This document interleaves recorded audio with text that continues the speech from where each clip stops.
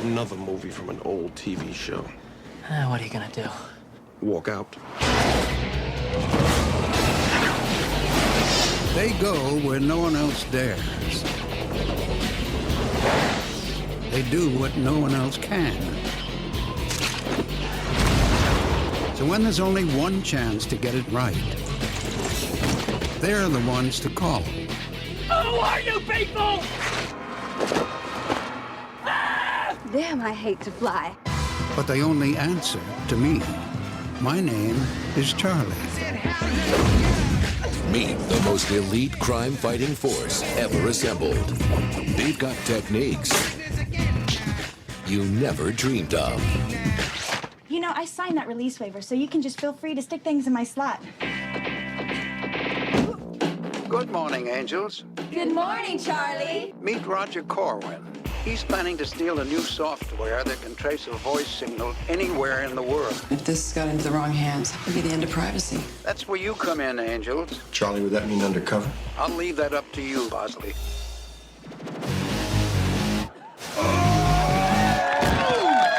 Oh, boy.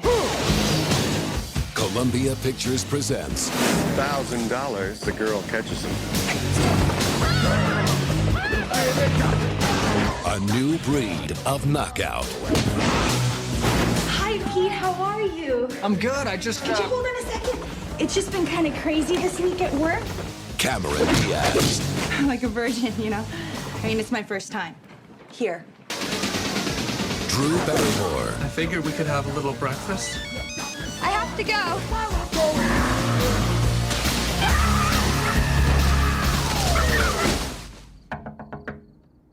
A little help?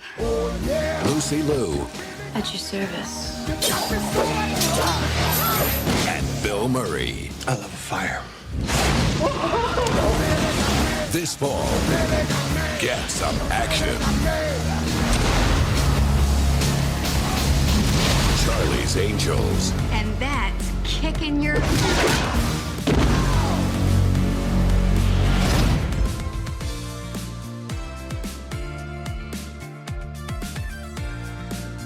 Hello, angels. Welcome to Dorking Out. My name is Sonia Mansfield, and joining me is my podcasting sister from another mister, my biggest angel, and my co-host of Dorking Out, Margot D. Hello, my friend. Flip your goddamn hair. Okay. Gong. We are dorking out about 2000's Charlie's Angels. It's directed by McG. He was mainly known for videos, I think, at the time. And it's written by Ryan Rowe, Ed Solomon, and John August, and like 15 other people. But those are the three that got the credit, based on the show that was on in 1976 for 5 seasons. And it stars Cameron Diaz. Adorable. She's adorable. So cute. Drew MVP. Barrymore. Yeah. Actually, they're all adorable. Cameron Diaz, Drew Barrymore, Lucy Liu, Bill Murray, Sam Rockwell. So cute. Kelly Lynch, Crispin Glover's doing a thing. Matt LeBlanc is in there. Luke Wilson, Tim Curry, Tom Green shows up for a second, and LL Cool J. I know you. Did you see this in the theater, Margot? That's where we start. Yeah, of course I did. Yeah, me too. I was excited. I love the Charlie's Angels trope. It was 3 women doing a job, never had to worry about boyfriends, never had to, or kids. Correct. Or even pets. Not even pets. They were ready to go. They had their bikinis and dressage outfits ready to go, like for anything they had to do undercover.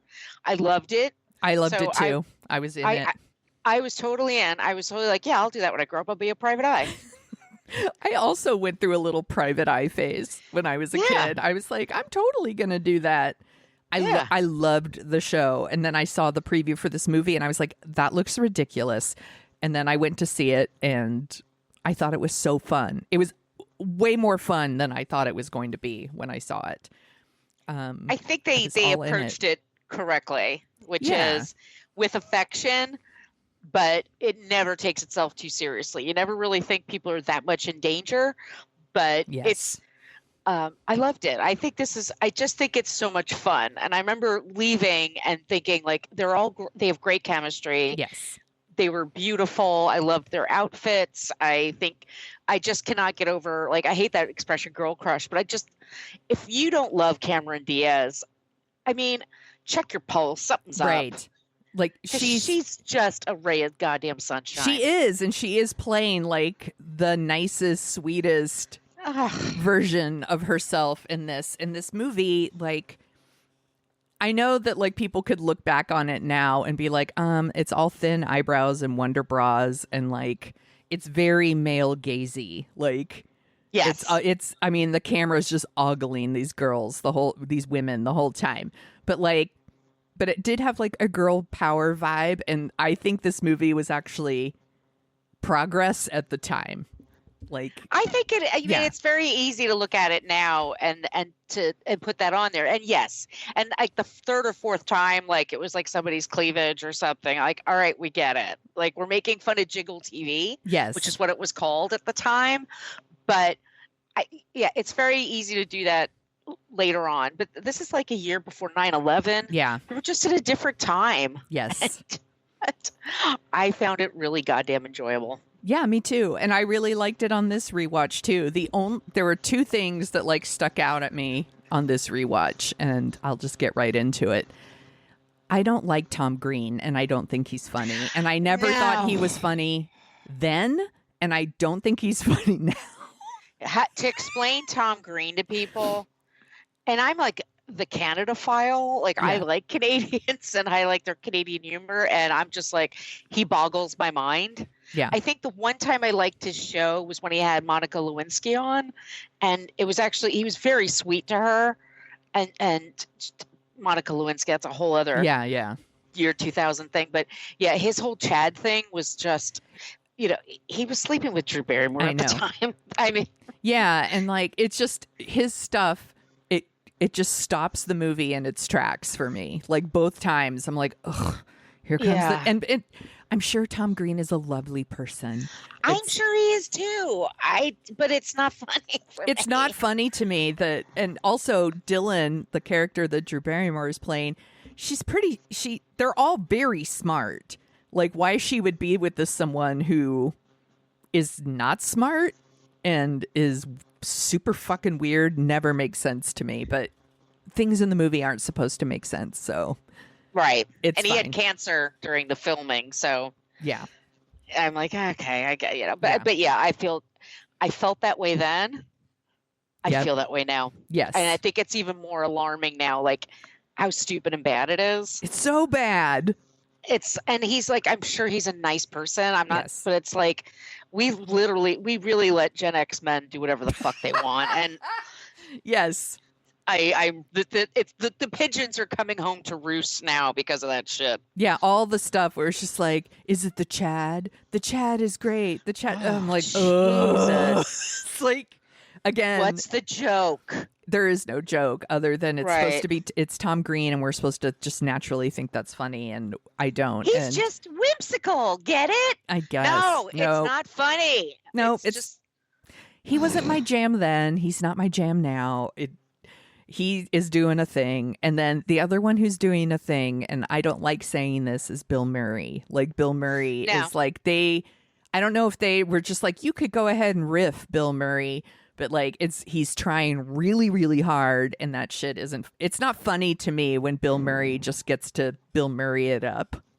There's not enough there for him to work with, and normally when he's Bill Murraying it up, it's because there's a whole other show going on, like Tootsie. Yeah, like it's not the main thing. Yes. It's just, but he's supposed to be like Bosley is if you don't know the lore, if you don't know the origin story for Charlie's Angels, there's a guy named Charles Townsend.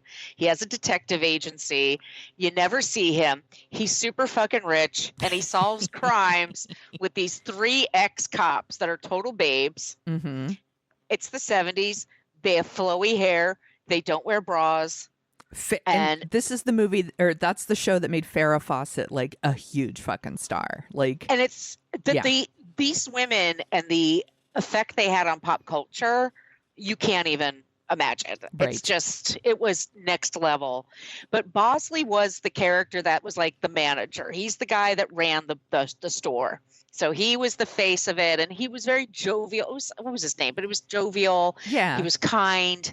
He was funny. Yeah, he was like a nice uncle type. Yes. That was for the girls. He was never going to be leery or weird. No, he ran the office. Right. From what I remember, I don't remember Bosley ever going undercover, but maybe. Oh, he did. He was a priest, and then Sabrina. I know every episode. Oh my God, she so was funny. a stock car racer, and he played a preacher. No, he's Farrah Fawcett's father, and he was a preacher, and Farrah Fawcett was the girl collecting for him. Got it. I know every episode of the first couple of seasons. I may have them on DVD. As you should. I may. As you should. But those are those two things like really stood out to me on this rewatch too, where like I was like, just come on, like can this scene go by faster now so that I can get to the fun stuff? Yeah, Bill Murray famously didn't like doing it. He's famously, we've done an episode on What a Creep about him. He's a grump. Yeah. And he was very shitty to Lucy Liu in this movie. And she got the shit for it. Like when the press for the movie was like, she's difficult. And it's like, no, Bill Murray is difficult. He's an asshole. And he knew he was an asshole, by the way. By the way, we still like him in movies. We're just saying he's an asshole. He's an asshole. He admits it. He's an asshole. Yes. And he admits like he was rude to her and he wasn't kind and he was just, and he has a lot of power and he did have a lot of power. So I just think he doesn't bring anything here. No, he really doesn't. No, the one scene with him and Tim Curry in the outfits where they're wrestling. And also it's a little racist, this movie too. They don't know what's the difference between Chinese and Japanese. Yeah, there's a couple of things that I felt bad for Lucy Liu in this. Like, she goes undercover at like a massage parlor. They're playing Turning Japanese. There's some things about her baking and they refer to her muffins as like Chinese fighting weapons. They're like, it's icky. She's the only minority person in the entire product. That's another thing because they were going to get Tandy Newton. I never pronounced it right either. So it's one or the other. Sorry about that, Miss Newton. But she didn't like the script. Like at some point, she really wanted to work on the script more. But I think Lucy Liu's great, and I forgot about her adorable freckles. Like. She's beautiful. Like, and they're oh my God, they're all beautiful. But like Lucy Liu she's gorgeous in this, and she has shown up in movies here and there, since then. But I'm actually kind of surprised she wasn't a bigger star after this. Yeah, because she can do comedy really well, and she can do action.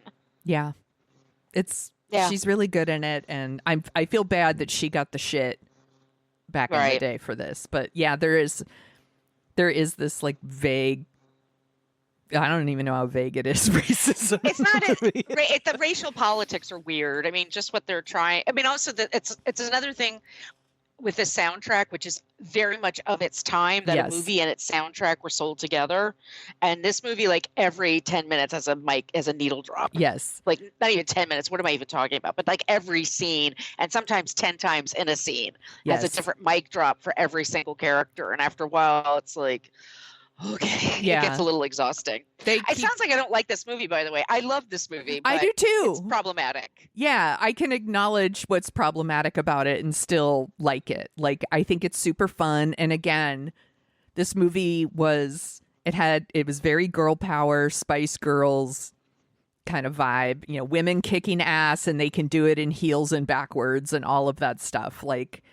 And I like that stuff now. I like that stuff then. But again, it is like directed by a man and is very male gazy. And there's things in it that don't hold up. But overall, it's still really fun. And their whole thing is they are a man is kidnapped, and it's Sam Rockwell. And he's like by the way, this was one of my introductions to Sam Rockwell. He's great. So cute. Like he's adorable. Everybody adorable. He's adorable. Everybody drink. And Sam Rockwell dancing. My favorite. I mean, come on. Go on YouTube and Google that shit. Sam Rockwell can dance, and there's whole compilations. He played Bob Fosse, man. Oh, that's right. Yeah, that's right. I forgot about that. I haven't watched that yet. Oh, it's good. Okay, I should watch. Yeah, it's a good binge, actually. I think. But you have to really be into Fosse. I don't know if I'm into Fosse, but I do think I should watch it. I like Sam Rockwell. I like musicals. I like dancing.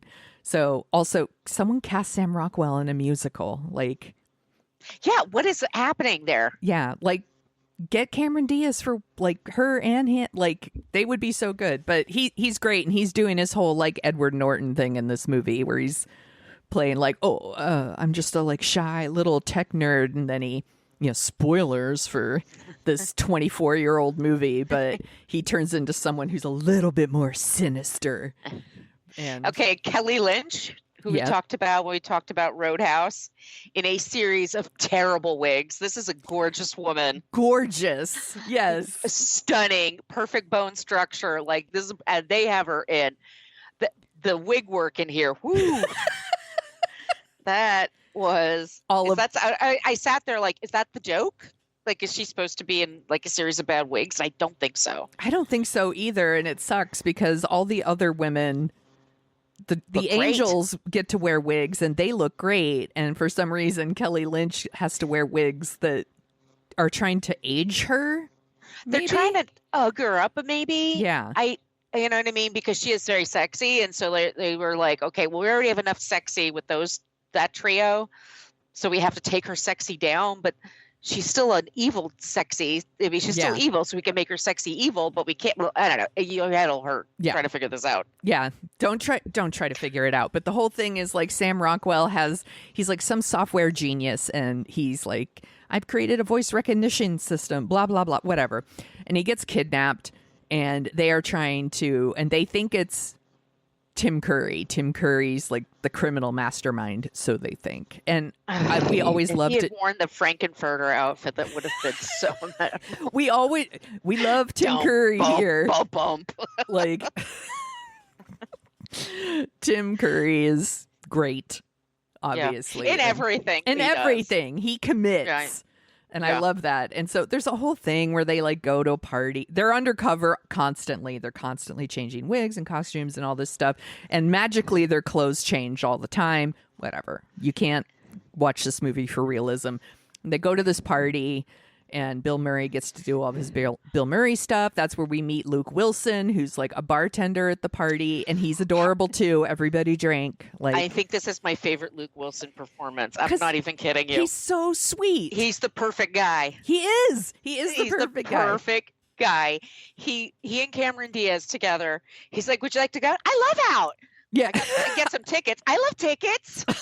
So fucking cute. And then I was cavelling. It's so cute. It's so cute. And then that's when Lucy Liu tells her to flip your goddamn hair, and she flips it, and he's like, oh.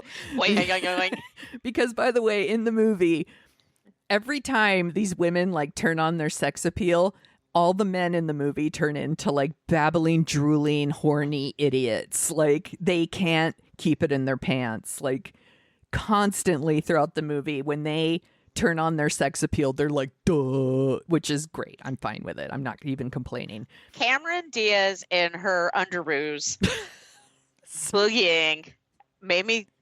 I love this movie from the start.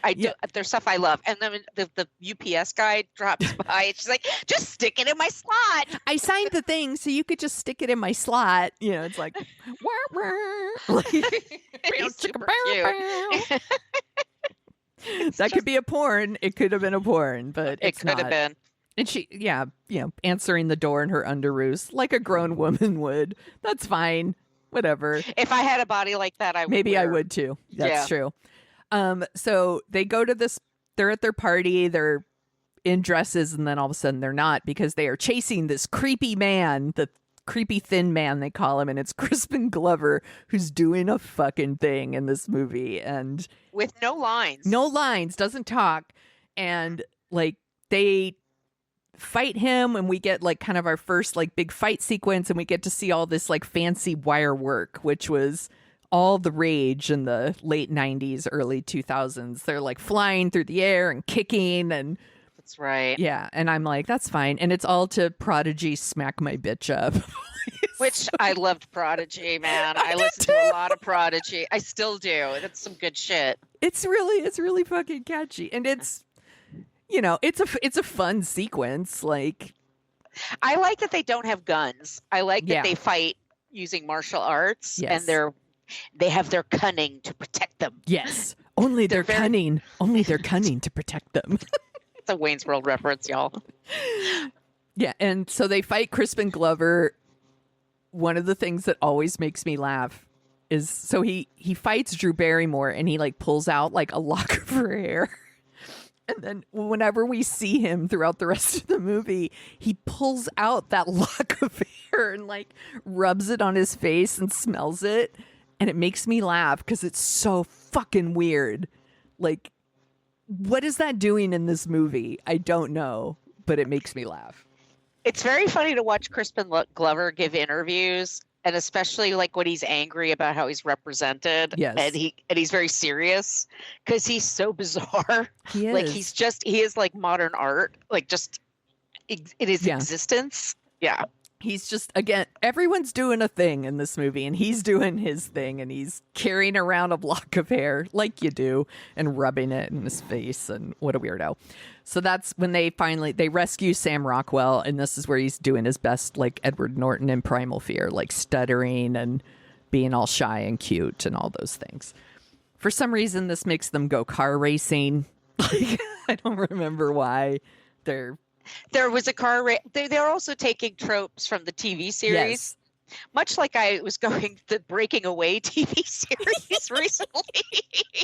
I mean, yeah, they're taking like the big tropes, like Angels in Chains. There's like a Yes. few famous Charlie's Angels.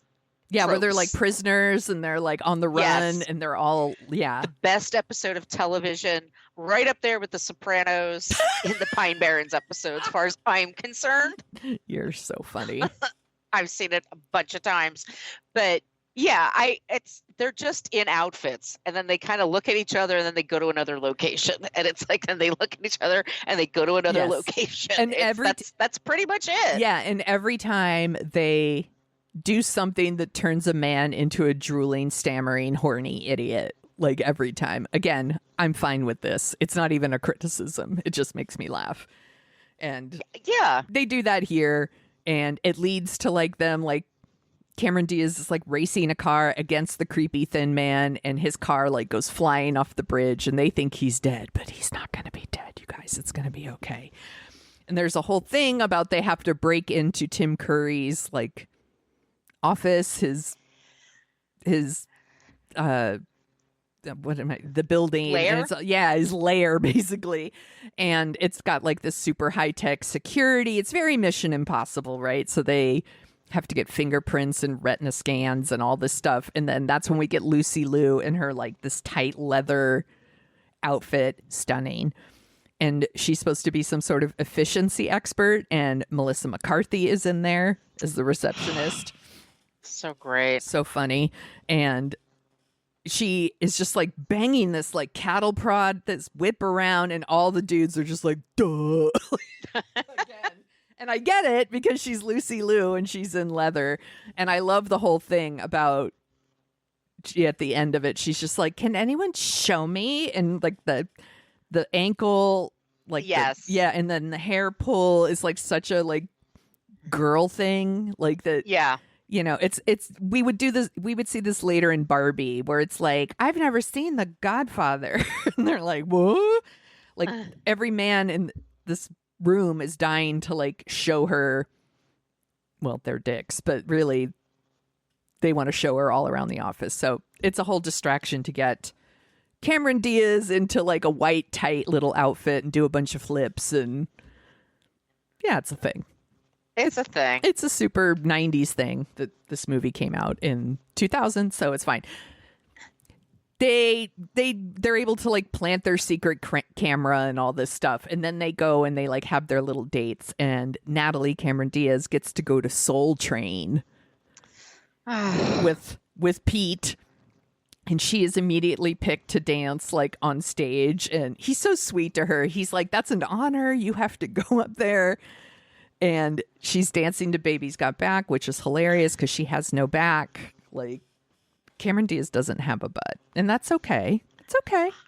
I would love Cameron Diaz's back. Are you kidding me? I'm not saying I don't love it. I'm just saying, like, Baby's got back. But that's the point, right? Is that she's doing her Cameron Diaz thing, and the whole crowd's like, like. She's a ballroom dancer. She was actually a dancer, so she can dance. Yes. But she's being goofy, but then the crowd is won over because it's Cameron Diaz doing the Running Man. Yeah, and she's adorable. Adorable. Her robot is great. Yeah, she does the robot. She's popping and locking, like all the stuff. And like Pete's just watching it, and he's like, she's amazing. And he's talking to the like security guards there, and they're like, whatever, man. They're just twice the size. And they're like, whatever about him. And then what else do we have? We have Vivian, who's like trying to make her move on Bill Murray because she just wants to get to his laptop. And then what else? That's what they. That's the name for his dick. Yeah. And there's just like, and then what? Lucy Liu's trying to like make a romantic dinner for her man. Her man is Matt LeBlanc in a pretty small role considering he's good. And he's good. He's doing a really good job. Some of the men in here get like, I feel a little, there's a weird thing about like, so she has told him that she's a bikini waxer and he's like an actor and maybe a pretty famous one. He has a trailer and it's a nice trailer. Yeah. And there's a whole thing about she's going to finally tell him like who she is. And the trailer gets all shot up, and then she's like, I have to go. Bye. We never see Matt LeBlanc again after that. Yeah, we don't get any closure, do we? And later, the whole thing with Pete is Pete calls Cameron Diaz, and like they really like each other. Tickets. I like tickets. And they have and she's like, oh, I really like him. And then like the phone like gets taken from her and it gets smashed. Goodbye, Pete. We never see Pete again. Like. But it's about the women. That's why. I guess. It's about the women. It is about the women. I would. That's the best part of the story, Sonia. It's not about them. Maybe it's a little less. Women. Maybe a little less Bosley, and then they could tie up those stories with the like just even in one scene. No, Chad was That's no. I think like everyone was like, no, we don't. No. Yeah, and then Dylan, the Drew Barrymore character, is like over at Sam Rockwell's house, like supposedly to set it up for security and make sure that he's safe, but really she's going over there to get some of that D. And it works. Like, and he's so cute, and like I get it. Yeah, he could have all of this. That's fine. Absolutely. And then it turns out that they're actually evil. He shoots her like directly. Yes. At her. And she falls out the window and she's in a toga. Like took the sheets to make a toga. Yes. And she falls out the window and they just go to dinner. Yeah, they're like, peace out. We're going to Sizzler. Window. Yes. So they're going to dinner, and then I did love this part. Drew Barrymore like lands in the bushes outside this house, and these two boys playing. I think it's the Charlie's Angels video game or something like that. Yeah, and they're just like, you've never seen a boob. Yeah, and then Drew Barrymore's naked except for that floaty thing that she's holding up. They all look great, by the way. Yes, all of them. All of them, but like Drew Barrymore, I give her so much credit because she's willing.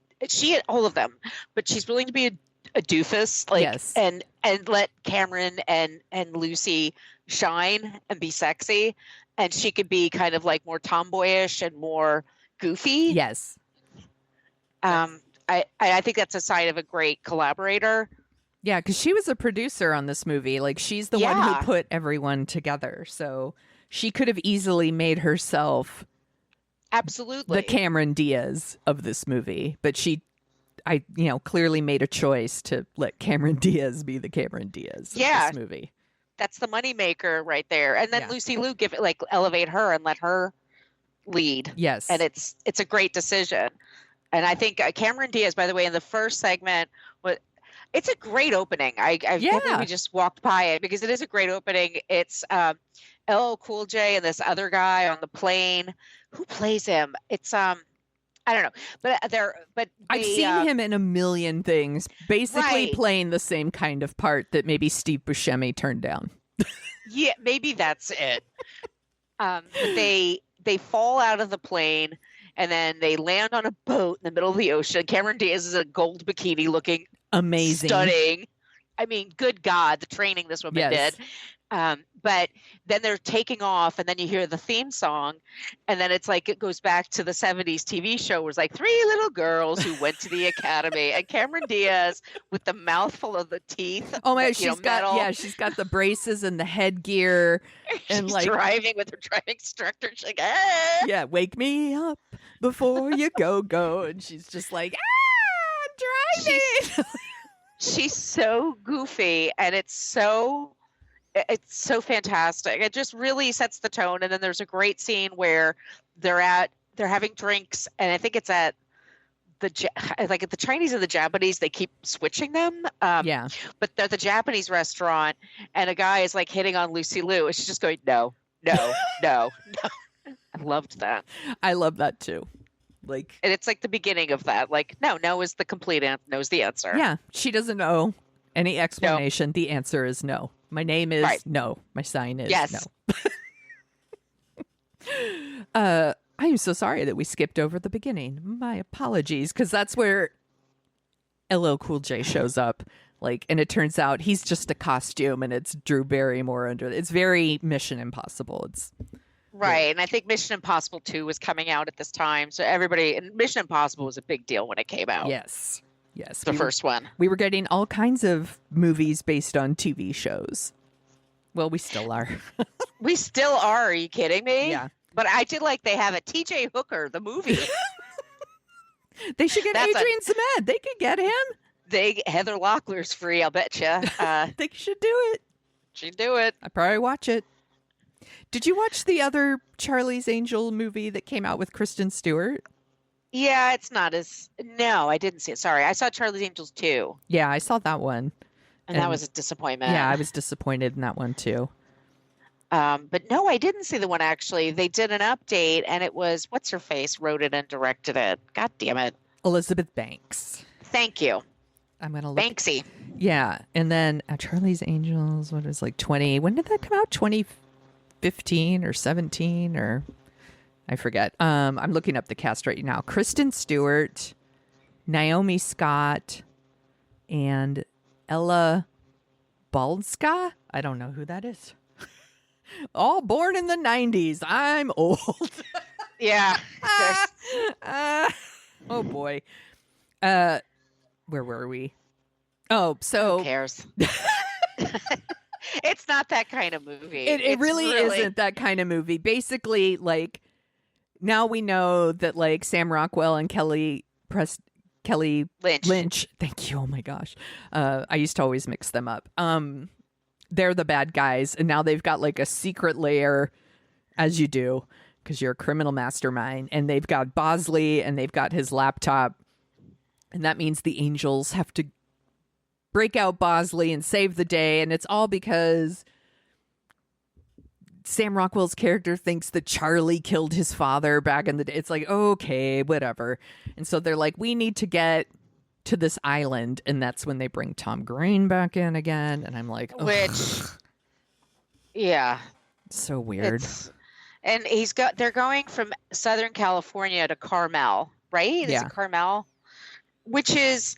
Yeah, I guess you could get there. It's along the coast, but how long would that take? And in that little tugboat, and I guess that's the joke, but that's once again, we have Tom Green leading the joke, and it's not funny. It's not.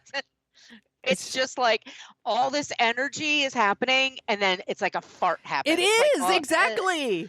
It's like, ugh. So we cut from him. Too long. It's too long. They let him go on too long and Drew Barrymore is like laughing and Brandy, you're a fine girl. He's like singing and it's just like, sorry. No, because it brings the movie to like a screeching halt. Like there's no reason for it. And it's not fun. And again, I don't mean to shit on Tom Green. He's probably lovely, but he's just not good in this movie. And he's a nice person, but his humor's not for everyone. No. And then it cuts to like Sam Rockwell dancing, and I was like, I'm always in favor of that and more of that. We could have had more of that. Yes. Please. Yes. Exactly. There's a whole thing like they're sneaking into the fortress, you know, they like wear scuba gear and then they're magically dry and new clothes. And it's like, okay, you just have to let that go. And I apparently Drew Barrymore's plan is to just get captured. Like she just walks in and is like, hi, hello. And they like immediately tie her up and she's then going to kick everyone's. It's a very strange plan. I guess we're not supposed to understand it, but then we get to see Drew Barrymore kick some ass and she does a lot of wire work and she's like flying through the air. It's very Matrix. Yes. And it's super fun. You know, she tells them all how she's going to beat their ass and that she's going to moonwalk out. And then she does those things. I'm like, also all those dudes very excited to beat up a woman tied to a chair. Very strange. Oh, they're horny. They can't wait. Yeah. Creepy thin guy shows up. He's still carrying around Dylan's hair. And he fights with Lucy Liu and Natalie. And so Cameron Diaz and Kelly Lynch fight. And while she's talking on the phone with Pete. And that's the end of Pete. We never see him again. Well, the movie ends. They're right after they solve the case. So yeah, they're on an island. So that's true. You know, it's all. You're really upset about this whole these threads of these relationships not being. I'm not upset. It's just one of those things where I'm like, we spent time on setting these things up in the movie and then they don't really pay off. And I'm like, it's fine. Because again, like I'm not watching this movie thinking that the script is super amazing. It's just fun to watch. It's like candy. The movie's just candy. Yes. So it really is fine. And you know, there's a big fight. There's a whole thing where they blow up a helicopter. And then they think they're going to get to meet Charlie and they don't. Wah, wah. And that was the whole thing on the show. They never got to meet him. It was always I remember my dad's like, what is that even about? And I'm like, oh, Dad, you're not getting it. And then I realized it is kind of dumb. It is kind of weird. It is, but who cares? But everybody works remotely now. What am I even saying? Everybody works remotely now. A lot of people don't meet their boss. That's true. I mean, we all have Zoom cameras, but you know, I could be using a filter. Maybe it's not me. They don't know. You know what? Is that really Sonia I'm speaking to? Maybe. Or maybe it's and you Chad. Take off your mask. Maybe it's Chad. It's Chad. Chad. Beat the shit out of you. The Chad is great. The Chad is great.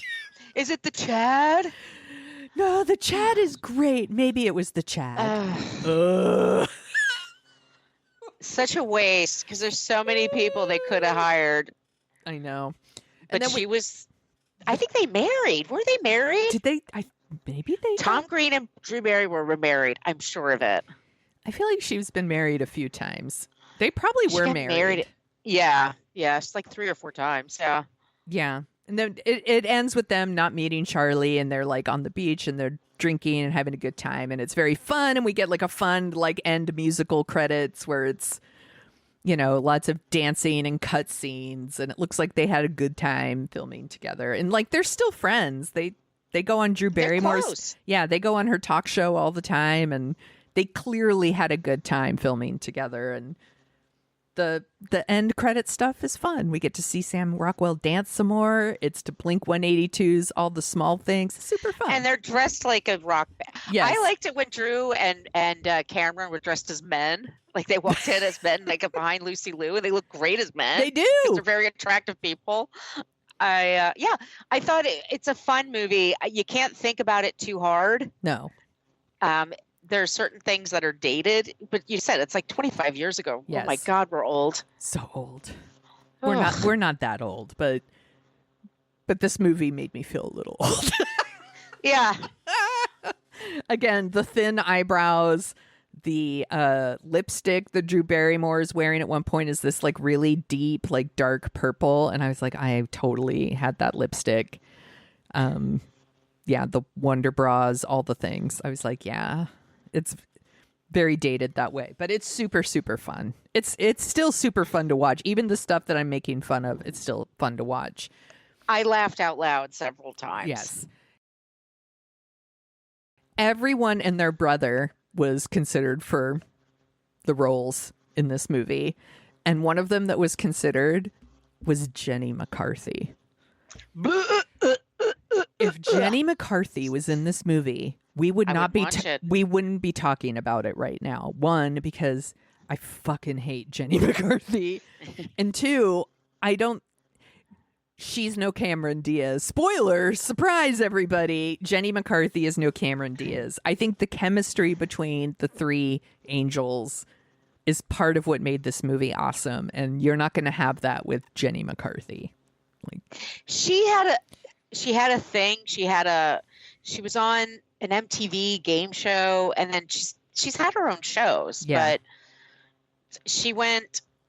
She got married. She had a kid, and then she went the anti-vax route. And yeah, I don't know. We've talked about her on our other podcast. What a Yeah, creep. Her and that quack Andrew Wakefield are like ground zero for all the anti-vax stuff that we're still dealing with today. I hate Jenny McCarthy.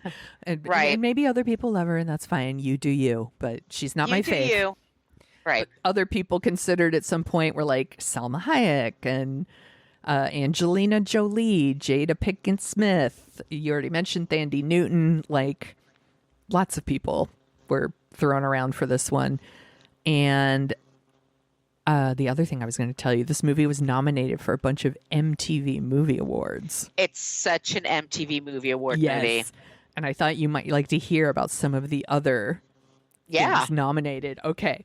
So it was nominated and it won for Best Dance Sequence for the opening of Cameron Diaz, Heaven Must Be Missing an Angel. And she's so good in it.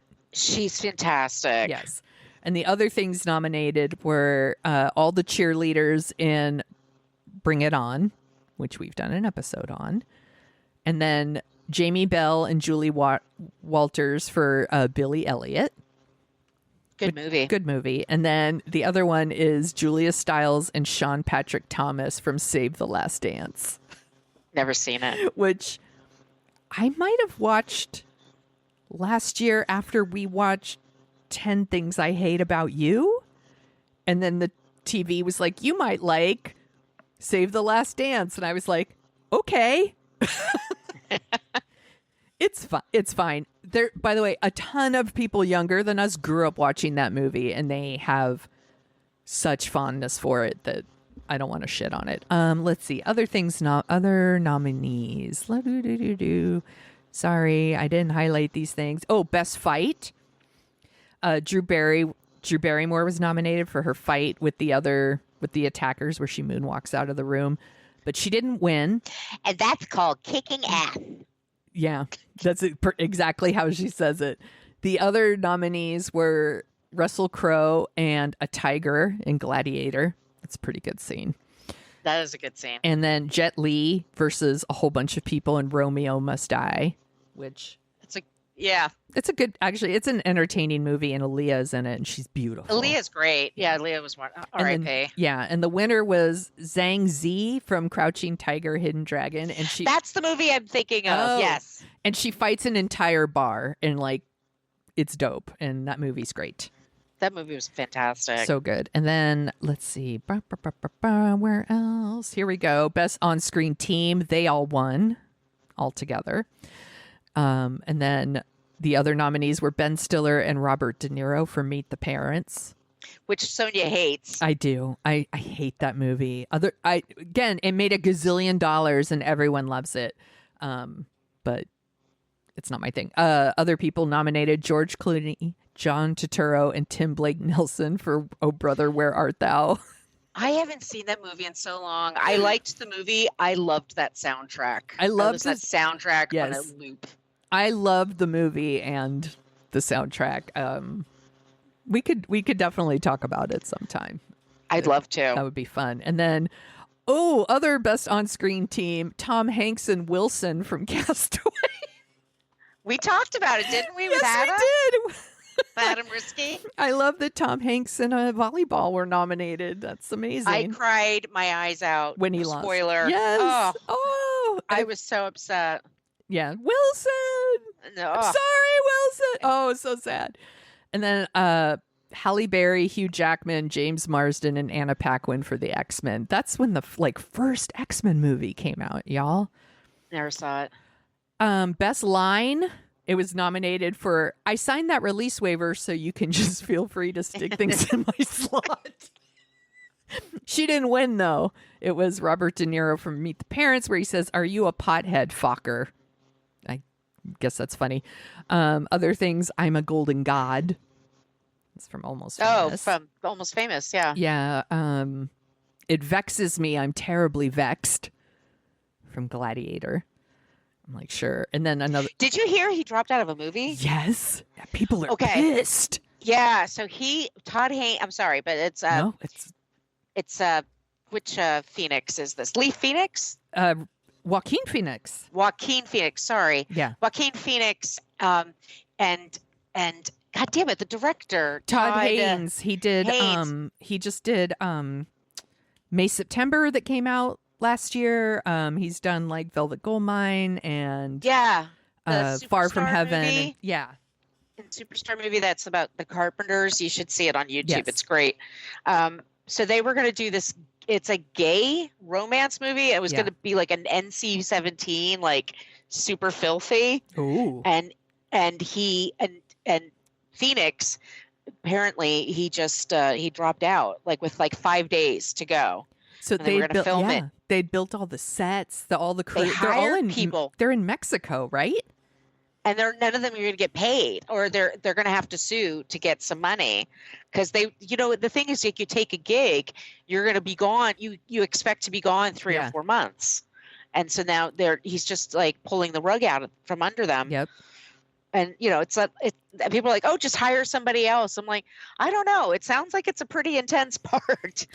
Yeah, the guy who played the Joker is now like, I don't know, feeling skittish about this one. Yeah. Also, like, I think he is the one who brought the project to Todd Haynes, so like he's closely tied to the project, and maybe he doesn't want someone else to have. I don't know what's going on, but I saw a lot of stuff going around the internet yesterday, and people are pissed off. Yeah, it's intense because all those people aren't going to get paid, and I don't know. It denies everybody another Todd Haynes movie. Exactly. I mean, hopefully they'll get it back together, but. That sucks. He should pay people. Yeah. 2 more things. This is very upsetting. Tom Green was nominated for Best Cameo. He didn't win, did he? No, he did not. And by the way, he had a show on MTV, so of course he was nominated for stuff. Yeah. But the other people were like Bruce Springsteen and High Fidelity. I don't even remember Bruce Springsteen. I don't like High Fidelity. We did an episode of that for Book versus Movie. We got scathing reviews for that. Really? People fucking love that movie. It's fine. I like it, but side note, I like it, but like I don't think you're supposed to like John Cusack's character, and people like his character, and I was like, no, he's a prick. That's the thing, and it's based on Nick. Who's the author? Nick Hornsby. Nick Hornsby, and I loved that novel. Yeah, me too. I read it too. It's good, and it's set in England. Yeah. And the whole thing is the guy has his lists and stuff like that. So, yeah, he is tiresome. But then you have somebody, John Cusack, who wanted to play him more likable. And then John Cusack, with every beautiful woman in Hollywood circa that time, was his ex-girlfriend. Yeah. Well, the reason like I haven't revisited the movie that often is because I don't like spending time with that character. I think he's a prick. Right. I understand why people like the movie. I just don't think that character is as likable as people think. Jack Black steals that whole movie. Jack Black is the reason to watch that movie, and it is a pretty decent soundtrack. Yeah. I don't like all of it, Yeah. but also that character is every guy I went on a first date with. For sure. In the 90s. I've known a million dudes, not a million, but I've known a lot of dudes like that character. And I will say this for the movie. I like that the movie talks about what a relationship is like after happily ever after. And we don't get a lot of those. And a lot of people, men and women, are like, when the relationship gets hard, they peace out. Because they think that the love is gone. It's like, no, dude, you just have to do the fucking work now. And they want to go on to the shiny new thing that's all exciting. And then that fades and they just move on and on and on. So anyway, and that's our podcast about High Fidelity. Right. Yeah. Boy, we took a detour there. I have a lot of feelings about that movie, but there you go. And then Lucy Liu was nominated for Best Dressed. and she did not win. I get it. Jennifer Lopez won for The Cell, and that makes sense. That movie's full of all these crazy costumes and whatever. I haven't seen that in a long time. I remember thinking it was really weird, and I kind of liked that about it. But I don't know what I think now. I don't know. Everything she's going through. Ugh. Oh, boy. Yeah. So that's all Go ahead. Oh, okay. No, go. Did you see Ben's mohawk? That's his new... Yes. I think he got a facelift. He probably did. He's I probably think he got going a through a little facelift. midlife crisis right now. I think that he's sober now, so he's not getting tattooed anymore. I think he got a facelift and he got that mohawk to kind of be like, no, it's just my hair. Yeah, totally. I just always look surprised. That's all. I'm also not judging. But... I also read a story that like she is like really angry and embarrassed because they got back together and they were going to blend their families, and like now here they are, like less than 2 years, and it's already like it's less than 6 and, months after she put out the album, the movie, and the documentary about the movie that was all about their amazing relationship. Yeah, and how they're so much in love, and he's her true love, and it's like, oh. I'm sure she's pissed. I'm sure she's embarrassed and pissed. I would absolutely be embarrassed and pissed. Do you want to hear the top 10 songs for when this movie came out in July of 2000? I can't wait. Number 10, Destiny's Child, Jumpin' Jumpin'. I love it.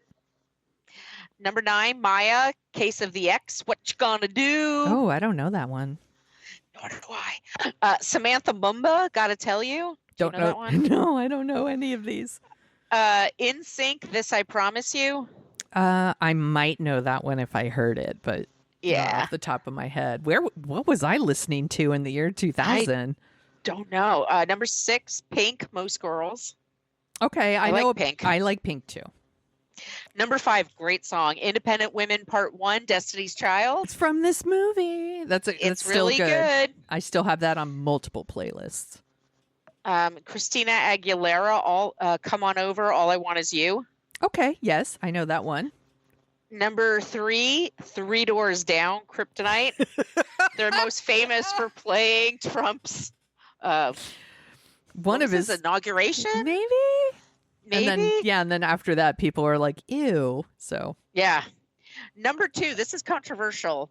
Madonna, Music. I love that song, but some people hate it. Okay, I loved that whole album. Loved it. I thought it was good. This is when I went and then I went and paid the like $250 or whatever, which was so much money to me because I was working in newspapers at the time, to see her in concert. Like, I spent a lot of money to go see her on this tour, and it was great, and I had a great time. Yeah. And number 1, Creed, With Arms Wide Open. With arms wide open. Enunciate every word. I always mix Creed up with Three Doors Down and what it doesn't matter. And then what? Like, when did and then like Nickelback, Silverchair, like Candlebox. But like, yeah, I know what you mean. There's like this. They all sound the same to me, and I could never tell them apart. So, but I know that song. Bless yes. them. Yeah. What else? I just knew somebody that was a big Creed fan and used to play Can You Take Me Home? We shared an office. That's terrible. And she played it over and over again. So I fucking hate Creed. That's so terrible.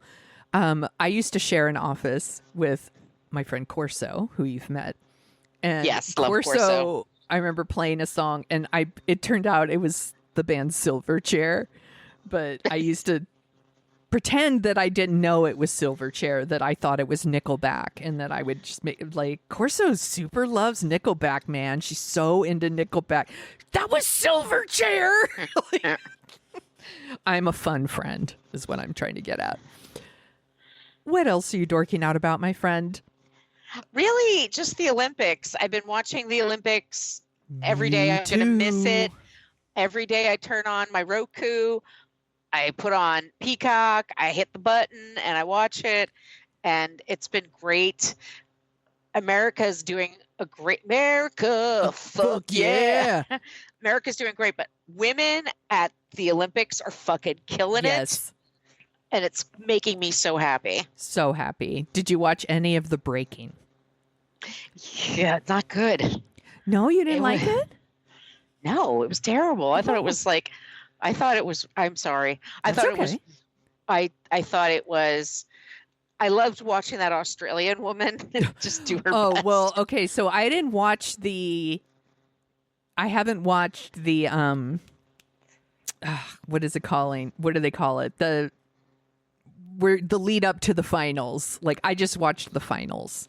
So I haven't watched I don't know if they supposedly they're not going to bring it back for LA. I mean, I don't think it's fair to just give it one try, but that one woman was like, oof, I was like, oh, this is not going to be. This is fascinating because I watched the semifinals and finals, and I was super into it. Like, I thought that the gold medalist, the silver medalist, the bronze, I thought they were great, but it's break. I guess I had it in my head that it was going to be breakdancing, like popping and locking too. Like, I thought it was going to be like the whole thing, and it's just like b-boy. It's like, and there's women too. I'm just, you know what I mean? They're just doing all the spins and on their head and all the spinning on their backs and all the different moves and the musicality of it. I really liked it, actually. I thought it was very cool, but I could see why for some people it's just not going to be that exciting.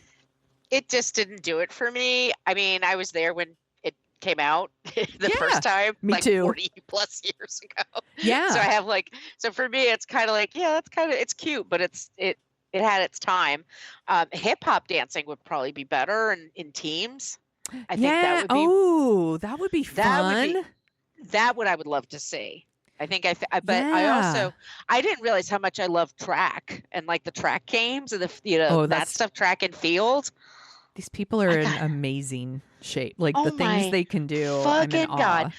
The woman that turns her head to the right as she's heading to the finish line just to get her fucking picture. Like, yep, that's me.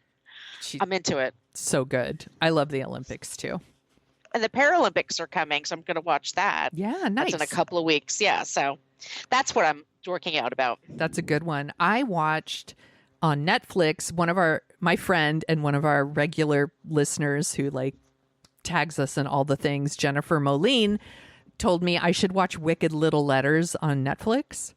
So I watched that, and it stars Jessie Buckley. She was in the movie Men that came out a couple years ago, and Olivia Colman. And it's based on a true story, and it's set in like, I want to say the early 1900s. Yeah, 1920 in Britain. And this tiny little town, somebody was writing anonymous letters that were so insulting and nasty and crude. And it like totally upset the little town. And everyone thinks it's Jessie Buckley's character who's writing them. And the letters are just like, you're a filthy bitch and you're this and you're that. It's really, really dirty. But Olivia Colman is playing the like very devout Christian, like kind of a spinster that lives next door to Jessie Buckley. And there's like a young female cop, and they call her like woman police officer because there's no women police. So everyone's like, it's our woman police officer. And she doesn't think that Jessie Buckley did it. So there's like all this investigation, and they're trying to find out who's writing these dirty, filthy letters. It's really good. And it turns out I really like it when Olivia Colman swears. Oh, she's great. She's so great. I think it's on Netflix. It's super, like, I thought it was going to be funnier, but there's definitely things in it that are funny, and it's only 100 minutes. And I guess it came out at film festivals last year, but then it's actually got a release this year. So it's a 2023, 2024 thing. It's good. I liked it a lot. Okay. Good rec on Jennifer's part. And then I have been watching the Olympics just like you. because that shit's addicting. And then I've been doing a lot of what I call hope scrolling on social media because we actually, have Kamala Harris like running for president now, and she picked a really exciting running mate, Tim Walz, and so everyone's sharing all these great videos of them saying great things, and it makes me feel hopeful for the first time in a long time. It's so exciting. It is exciting. Yeah, I guess that's it. Because again, just like you, I've just been mainly watching the Olympics every night, and I live for the memes and like videos that come out from the Olympics too. It's so fun. They just did such a good job, and Paris is like such the perfect location. Like even that whole thing on Peacock where it's like an interstitial where they're just like, enjoy these views of Paris until the next, and I'm like, okay, and I do. I'm just kind of like, I want to go back to France so bad. It's so beautiful. It looks so beautiful, and I've just really been enjoying. Again, I'm just in awe of the talent. Yeah, what they can do, it's and how much people sacrifice. Yes. For sometimes like a nanosecond is the difference between the medals, but the way that also most of them, except that French guy that keeps winning the swimming, he's an asshole. He's been actively like avoiding handshakes and things like that from people. Whereas the women have been very supportive of one another. All the other athletes, everyone's like high-fiving each other, fist bumps, whatever, like giving each other encouragement. Because it's a big deal to be in the Olympics. Yeah. Like, it's, sure, you want the gold or whatever, but how many people go to an Olympics? For your whole fucking life, you can say you were an Olympian. I know. Like, that's amazing. Awesome. It is awesome. And people try to shit on it and, these people are getting paid enough. I'm like, fuck off. It's great. It is great. And it's like, what the fuck are you doing? Shut up. Yeah. It's a Joe Rogan talking point. That's enough for you to hear. That guy. Yeah. Did you see this? Like, I'm not watching his Netflix special, obviously, but it got really bad reviews. And I was like, ha. He looks like one of the Minions. He had on a yellow or orange shirt. And that is too long, and he won't tuck it. And he doesn't do the French tuck thing. He's doing that dude thing. He's wearing like sneakers and jeans and this long shirt, and he's sweating like a bastard. So but it's at his. It's like he's got boob sweat. Like I get under boob sweat if I don't wear the right bra. In the summer, it's like, and it's not funny. And he's like, and I love these clips of him. Like people on social media are just like, he's like, yeah, my set's like really tight, man. And then people are playing like there's crickets. So like, oh my god. Sorry, I'm gonna be laughing forever that you said he looks like a minion because he totally looks like a minion. Yes, that orange shirt, his red face sticking out of it. He's bald. He's so. And I like baldies, by the way. I'm not dissing that, but he's Oof. And then he like comes out and he's like tweeted out that he's endorsing like Robert Kennedy. Yeah, he's the only one that makes sense. After the bear, Robert F. Kennedy will not get a flu vaccine.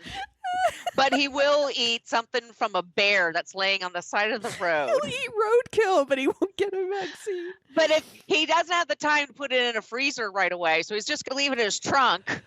He's so fucking weird. He's so weird. This is another weirdo. The dude literally got brain worms. He had brain worms. He wants to... And Rogan's like, yeah, he's the only one that makes sense. Yeah, because you probably have brain worms too. Yours probably isn't. Yeah. You probably have the same. It's probably steroids or something. But God, what? Because RFK also loves to like. He's in good shape. Okay. Yeah, you're also rich and have free time. Like, yeah, must be nice. Yeah, must be nice. But he likes to work out in jeans. He says because I'm busy. I gotta just do my workout run. I'm like, ew. He's so. Your jeans must stink. They smell like balls. I don't understand. Cheryl, what the fuck were you thinking, Cheryl Hines, what girl? You're beautiful. You're successful. You're talented. Run. What are you doing? For people who don't know, this fucking dum-dum Robert Kennedy Jr. like somebody hit a bear cub on the He hit the road. bear cub. Let's be clear. Okay, and he did not find it. I'm Okay. saying that. That's me saying that. Not I Sonia. believe you, by the way. He picked it up, put it in his like trunk of his car, and he was gonna eat it. He was gonna eat it. And then he's explaining the story to Roseanne in his kitchen. Yeah, he's telling the story like it's any old thing. At some point, it's a 3-minute story, 3 minutes, 27 seconds. I've seen it a few times and halfway through, Roseanne's face just changes. And she realizes like, oh, he's really... And this is Roseanne. Do you know how fucking weird you have to be for Roseanne to think you're weird? Who thinks that Biden's not in office, but is in office, but President Trump is really the president, but he's not, but he will be again, but he's not right now, but he is the president. Like, she's one of those. Yeah. And she was like, yeah, I'm not, no. And then he didn't get a chance to eat the bear, so he just dumped it in like Central Park. And then all these people were sharing the tweets of people who were sharing it back in 2017. They were like, why is there a dead bear cub in Central Park? Like, that's why. Because this fucking weirdo. He was 60 when he did it. It was 10 years ago. Yes. And I remember it was on the news here because it doesn't happen every day. And by the way, what's cuter than a bear cub? What the fuck is wrong with you? And he has a picture of him holding the dead bear cub, and like his hand in its mouth, like he's fighting a bear. And it's a little bear cub. What the fuck? What a piece of shit. He's garbage. He is garbage, and Joe Rogan is also garbage. And he's like, he'll make a great minion. president if you say that fucking minion. And then now the Nazis are mad at him. Yes. But then the Nazis are mad at Trump too because it's a whole thing. It's such a shit show. It is going off the rails here. Like, we think every election. We thought it was weird with Ross Perot. Do you remember that? Like, oh my God, he has big ears. Like, he's wacky. I'm not voting for that guy. He's got big ears. I can't vote for Howard Dean. He yelled hee-haw at a rally. Right. And now we have this. We made fun of Bob Dole for just like having the arm thing. Just like, for being Bob Dole. Bob Dole doesn't like Dole. that. Norm Macdonald is Bob Dole. But yeah, I mean, but we thought that was like, oh my God, like that was strange behavior. Like, oh no. Hold my beer. Hold my beer. RF Kennedy Jr. RFK is gonna. So weird. It's what a fall from grace. A man that was with the River Keepers and had such an amazing reputation, and it turns out he's just another douchebag from that clan. It's so everything is fucking weird right now. Yeah, it really, really is. And apparently, astrologically speaking, it goes back. What's happening right now is what happened during the French Revolution. And so that's why during the Olympics, at the opening ceremonies, they have that whole Marie Antoinette. Yeah, that made all the Christians lose their which, by the way, minds. Was amazing to look at. I It loved was so cool to look at, like how they pulled off that opening ceremony. I don't know. It better get Emmys. It better get the Emmys. I'm just saying. But like what's happening right now, that like with the stars and the moon, if you believe astrology, yes, it's equivalent to what was happening then. And my friend told me this a year and a half ago. My friend Salma, who listens to the show.